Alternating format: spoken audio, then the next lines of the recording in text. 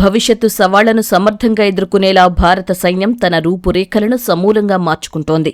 సరికొత్త అస్త్రశస్త్రాలతో సిద్ధమవుతోంది.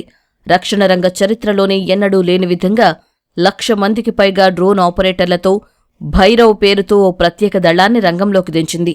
ఈ దళం ఏర్పాటు వెనుక పెద్ద వ్యూహమే ఉంది. ఇది సాధారణ దళానికి, పారా స్పెషల్ ఫోర్సెస్కు మధ్య వారధిలా పనిచేస్తుంది.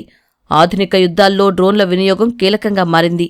అందుకే ఈ దళంలోని ప్రతి సైనికుడికి డ్రోన్లను ఆపరేట్ చేసేలా, వాటిని యుద్ధాల్లో వాడేలా శిక్షణ ఇచ్చారు. ఈ బృందాలు శత్రువు భూభాగంలోకి చొచ్చుకెళ్లి డ్రోన్ల సాయంతో ప్రత్యర్థి స్థావరాలపై ఖచ్చితత్వంతో ధ్వంసం చేస్తాయి. అత్యంత వేగంగా, దూకుడుగా దాడులు చేయడం భైరవ్ బృందాల ప్రత్యేకత. పదాతి దళాలు చేయలేని, ప్రత్యేక బలగాల అవసరం లేని ఆపరేషన్లను భైరవ్ బృందాలు సునాయాసంగా చేపడతాయి.